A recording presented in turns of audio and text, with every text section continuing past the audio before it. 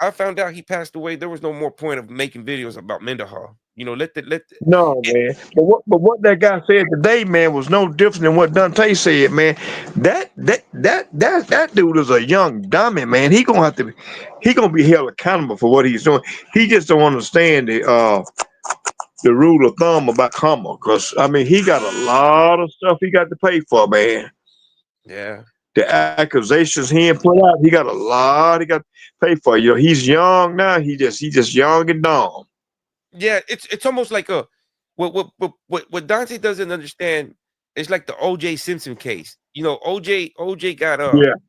he got vindicated. He got found innocent, but at the time when they went to civil Mm-hmm. court, when they went to the civil suit, he had to pay back the victim's family so much money Mm-hmm. Mm-hmm. because he lost the civil suit. So it's the same Yes, thing. I agree. If Bradley Lucas was to No, come out and say, "Hey, Mark is making YouTube, he's making money. He's over there off of the network. He got a contract signed with the network because contract. Dante likes to make things legal. He likes to hold things bind. yeah, Oh, I'll send you a contract. You signed it. And we can make it legal. So yeah, this Mark was his cash cow. So by him signing into a contract, he's tying him in. It's like like yeah, like an anchor baby. I'm gonna get you. yeah, I'm gonna let you get me pregnant, for I can anchor you. I'm gonna keep you yeah, around. You're gonna be my sugar daddy, yeah.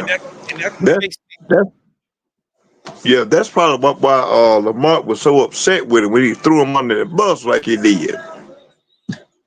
yeah. Because Dante's, I think he started realizing that all it takes is for Brad Lucas to come out and take him to civil court Oh yeah, for for yeah. for, for damages and be like, man, you're making money. It's like you know, when these serial criminals get convicted, they're not allowed to make money Hmm. off their stories. Exactly. I was saying, and I agree with you. Yes, right. They don't get paid when they make these movies about them. No, and Just like like Lamont Moore's not going. He can't get paid. no, these are like the Mark Moore confession Yes. tapes. They're like the confession tapes because it's like He, you're confessing on TV. It's like any prosecutor, any district attorney would see this video and be like, man, we don't even need the victim. We got this guy no. walking through it play by play.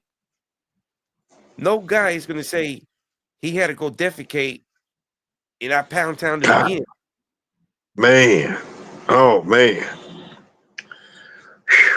That's terrible, man. That's I'm talking about that's some mental sickness. You know what I mean? Yeah, it is. Whew. I mean, because let's find his guilty conscience when he gets his guilty Yeah. conscience. Let me see what it is. Sick, man. I think it's this one where he cracks the guy. He takes it to him. So he felt bad about it. Damn.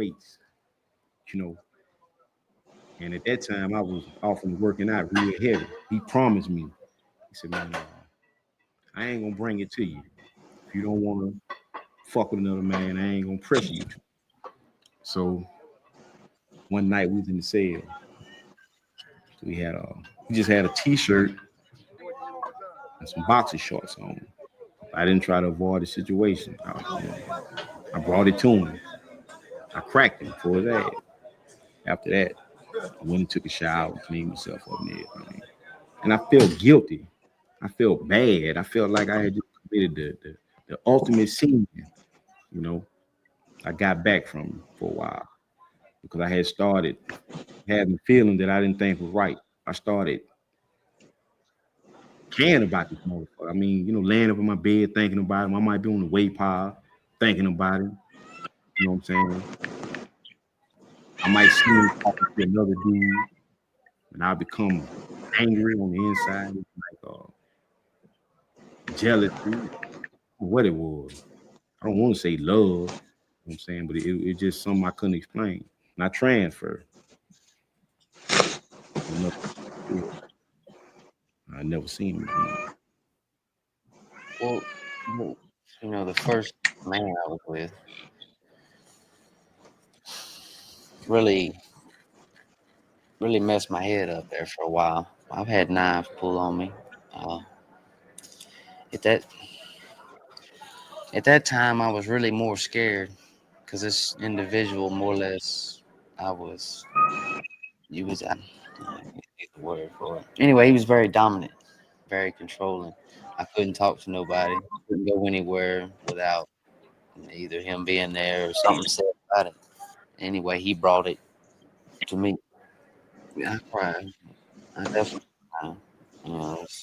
As many nights I remember walking back to my dorm after they cleared the count. And I'd cry on the way, you know, asking myself, how did I get into this? You know, and sometimes I'd ask God, how could how could this happen? Because it's something at the time I didn't understand at all.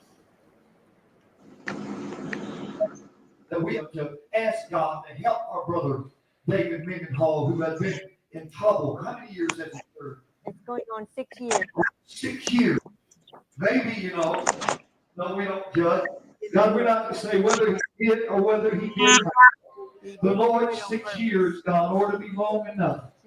Jesus. Yep, I think this documentary had a big old part in playing that act. They moved in here and before the baby came, and they had it furnished nice, and they had everything the baby could possibly want. The church and all gave him a beautiful shower, and everything seemed going great, but he would just work to death. And young, he was only 18. We believe in God and protection, and we prayed much and had churches, everyone praying for him, and always they'd pray for him at church. If a baby would cry at church, start to cry, well, she'd hear David hand her over to him. When he gets up, well, he picked the baby up and got up. I guess he with his back turned to the wall and only about a foot space between them. See, we had this side, this bed sitting down inside of a water bed, big frame, and that side, and not very much space between him and the wall there. And I guess he bumped it. He says, "Grandmother, he hardly knew what happened because he was half awake and all. But he bumped himself and kind of lost his balance. He threw the baby back on the bed, and she had thrown the covers back. When he got up, he threw them back, and it landed on the covers and just rolled right on off. And when he saw what was happening, he's fast. He grabbed for the baby and got it with a little leg, but it had already by that time, it was far enough down and hit that frame was sitting down on, but all of it was on the floor at the time, and with his little head, and it had such a beautiful head of dark hair, and you couldn't see anything was wrong with it. It just had a little bruise on the cheek was the only sign you could see where it was hurt. They brought it against him as child abuse and murder. First manslaughter, and then they called it murder. I didn't have enough years and time and knowledge under my belt to be a father and be uh, really supportive and foresee things coming and know what to do about it to shape a young person's life, to really be the pillar that I should have been. Now my son. Nah, he don't have it in there no more. I went to go check. I think something that I think it's Jessica Liar. That's a weird name, young blood. Accident occurred. Now the baby dead and the charges are red. Murder in the first degree. Now my son's in prison. Wish I could set him free. Well, when you're first coming in, that's what it makes you feel like. It makes you feel like that your life's on the line. That's the kind of positions they put you in. You know, all those kind of threats come. You know, I've been told that I'd be on TV. You know, my folks would see me on TV, dead. You know, murdered in Limestone Penitentiary.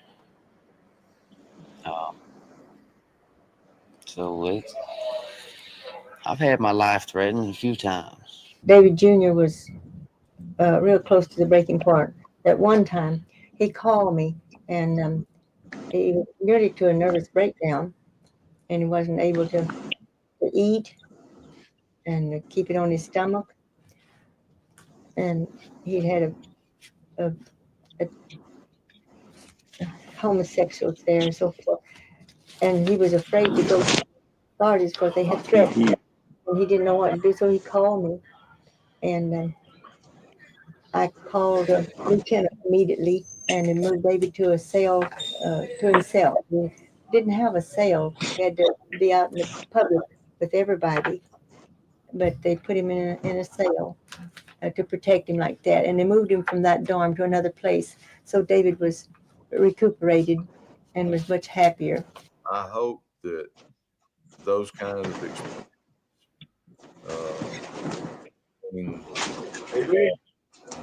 homosexual activity and such as that he's had to deal with in there. I hope that's something that when he gets out, he can put behind him, uh, not have to talk about it or bring it up, and just let it die in his past, and kind of start fresh from day one when he gets out, and create a new respectable life. Because I never had a father. You know what I'm saying? But I always wanted a father. I like turning guys out. As far as being turned out already, especially by family members, I kind of felt sympathy for them. I was probably about 6. Um, that happened with a family member. Cousin. Uncle. But at the time that the discussion, we got into the discussion about it, and I asked him, if Jimmy had been uh, touching him or messing with him, like he shouldn't have been. And he said, yeah, he chases me around the room, stuff like that. So I had to believe at that point he was telling me the truth, but David didn't come to me with any request for me to do anything specifically to the situation. I mean, just imagine, man, you meeting a guy, you know what I'm saying? He's telling, hey man, my father fucked me when I was 5 or 6 years old.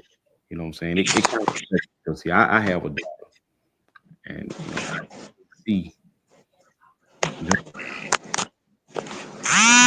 it made me want to be there for them. You know what I'm saying? Especially if they were a weaker guy in prison. Guys run over them and abuse them and dog them out. So it made me want to step up. You know what I'm saying? And be like a shield for them. You know. They might test you with horse playing wrestling, you know what I'm saying? They might test you with little games like, just playing games like let me feel on, they might say something like let me feel on your pussy or whatever and see how he respond to it. You know what I'm saying? And they might try it anyway, do it and see what he do, you know what I'm saying, once does that. If he don't show, you know what I'm saying, no real stand, then you know what I'm saying, then they'll wind up, he'll wind up being a boy. If you go against, well, maybe what your man wants, or however, then that's whenever you broke the rules. You went against it. And there's always gonna be it's from the old school, there's severe consequences for that. Prisons in the South, a white guy pretty much has it hard. You know, he'll get much quicker than a black inmate. You know, It was this guy who was here before. He was a blood, and in Alabama, you know what I'm saying. A lot of places, you know what I'm saying. They don't believe in a white guy being a blood. I had feelings for him, lust, even at the time that he was still claiming to be a blood. But by us acknowledging him as a blood, you know, I pushed that lust to the side. So for me to meet him, and he was already a member of Bloods, I felt like, well, hell, he had to show some type of heart. I put it like that. He had to been improved himself. So I accepted him. During this time, it was football season, and every motherfucking prison gonna watch football. So captain, the lieutenant, they come around and do daily inspections of the whole dorm. So this guy in particular, he had uh he had painted a lot of things on the wall inside one of the dorms here. They go off. I mean, they have a fit. Until we find out who vandalized the room, there'll be no football. Another blood comes to me, hey man, you know who put that shit in that room? I said, no, who? He tells me, he say, blood did it, little white. I'm like, what? Wow. We stepped down on him. You know what I'm saying? Let him know how it's fucked up because he put all us in a fucked up position to where if someone in the dorm wanted to harm him, then it involved us. I tell him, I say, hey man, he can't be blood anymore. So we walk. I walk him around the prison compound. We talk. You know, I basically let him know. You know what I'm saying? How I had felt betrayed by what he did, man. And it was hard for me to deal. It was hard for me to accept. You know. So basically, I just made him feel guilty. I made him feel like he was obligated to me from that point on. Um, he agreed with it. Me and truthfully, I seen that as an opening for me to move in and turn him out. I started to put my plan into making. I let him know that I want to. I let him know that I want to have sex with him. I let him know I want to lay with him. So I came over there to that dorm the next day, been drinking, been smoking some reefer or whatever. And I go to my little brother's cell. I call him my little brother Mark. I go to his cell and he telling me, he running the whole story down to me what this person then did. So after he run the whole story down to me, like I had his door, we have cells, I had his door cracked and I see him and I call him. I say, hey, call him up there, and he come up there. So when he get up in the cell, I'm really playing at first. Well, I was playing it. Yeah, I was playing. Yeah, I was playing at first. So I asked him. I said, man, you know what you did could have got a lot of people up." So he like, yeah. I said, what if we rape you right now? How would you like that? He started crying and bleeding. You know what I'm saying? Mark, I don't want to be like this. I don't want to be gay. I don't want to. But at this time, you know what I'm saying? I'm out of control. I don't want to hear nothing. No. So your brother, he jumped up and he slapped. Um, old Snaggletooth. Oh, damn. Just him. Oh, cold tooth. Oh, snack tooth. That's him, ain't it, man? Yeah, Oh, man. prison gold. No way. He would come home. He would too. And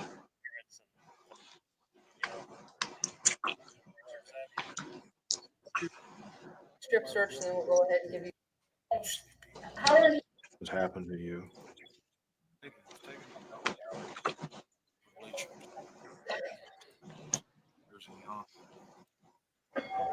That's Let's go. Next man. No matter what camp you're at, your reputation follows you, and somebody knows you from down there that's up here. Harris. For protection, and be took care of. So I ain't got to worry about some dickhead over here saying, "All right, this is one I want." I know he's a weak motherfucker. Entry term, I'm a fuck. Street term, I'm just goddamn turnout.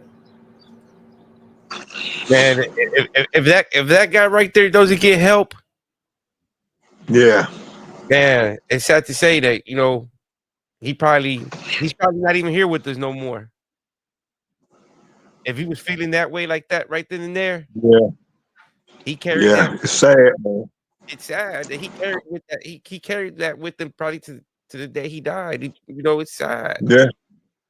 Yeah. That's sad. It's terrible, man. If just imagine if he's opening up like that to somebody that he's never met on camera, how do you think he's gonna feel when he sees his mother or father, and he's just gonna break down completely, man? That's why I told you, man. Them beasts, man. It's hey, the monster need to make amends or do something, man. It's. I wish some of these victims would come out because it's just. I mean, I I know it'll be hard, but it's just terrible, man. And you know what? This stuff still's going on. It is. It's going on as we speak, man. Because there's guys, man, that I still communicate. That's inside the walls behind the fence, and man, they saying it's worse now than it ever been. They saying, man, you just don't know, man. It has gotten totally worse since you live. I'm like, what?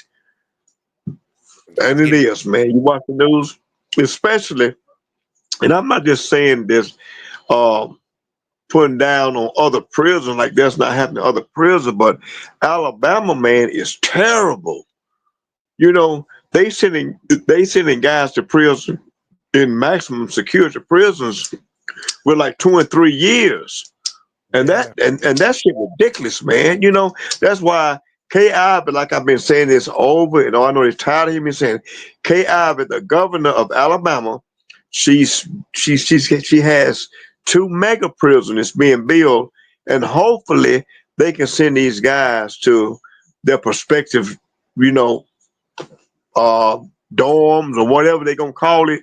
You know, if you got because most of them going there as drug offenders, they shooting these guys like St. Clair, Donaldson, Limestone. And they only had like 2 or 3 years. Just like the guy that got killed um, at Easterland, he was finna get out of prison.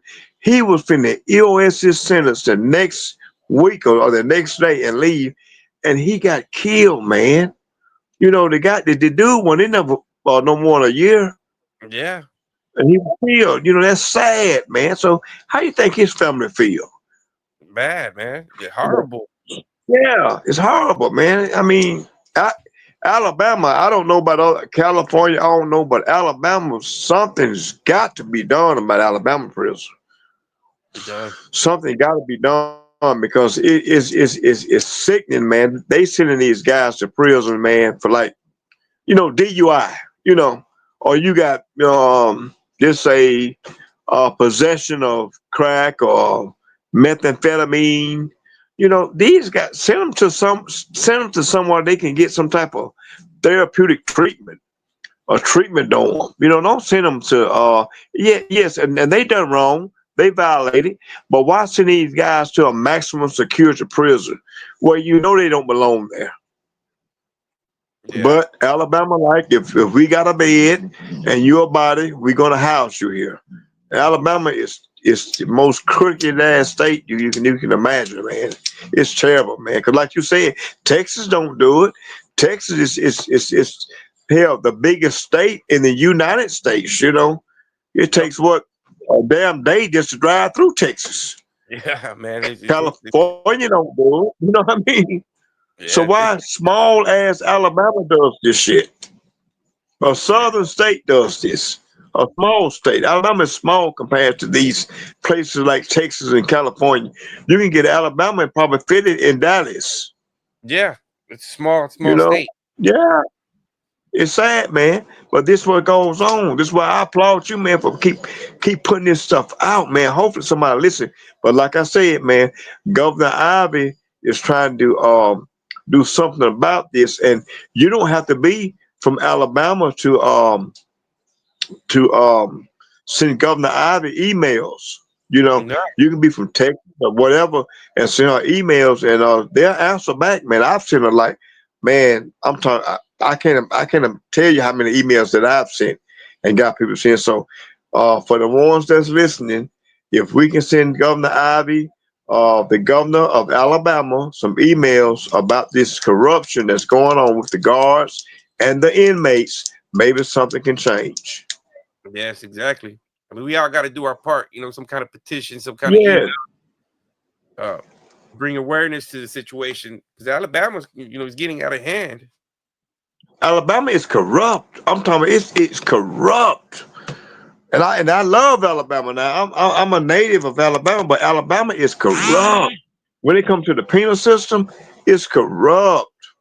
You know, the president just shut down uh, like 5 Social Security buildings in Alabama, like two in Gaston and one in Florence and one in Birmingham.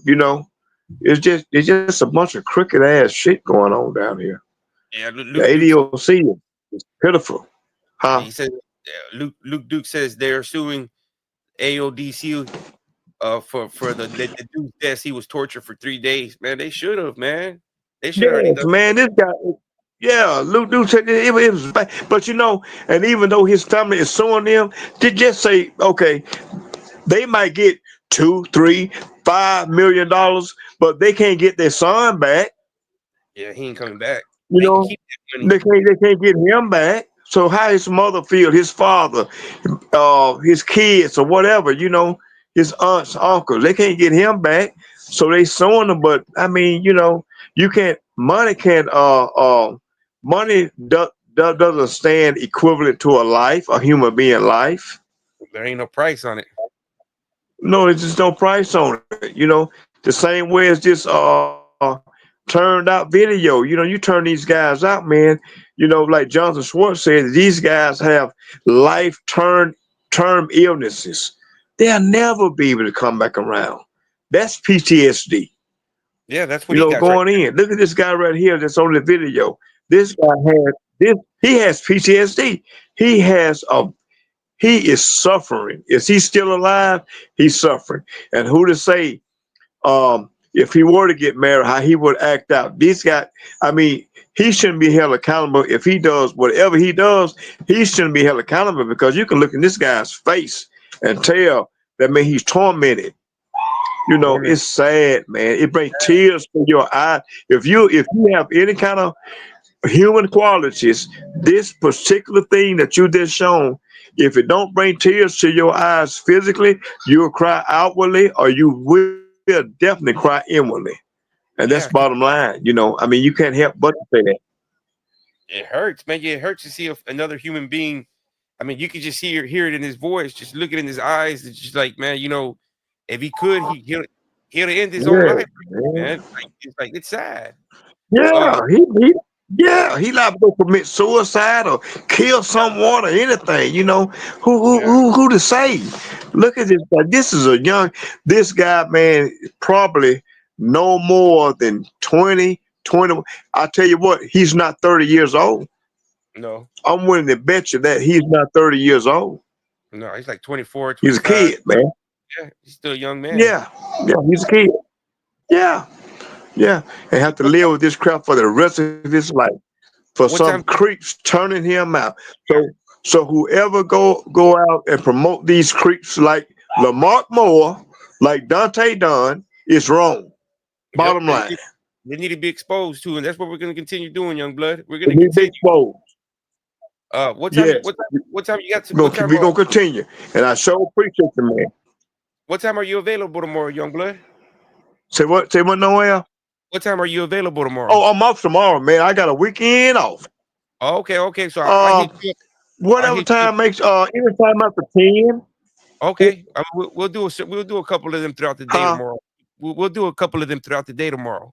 Keep Yeah, ain't nothing else to do. yeah. Okay.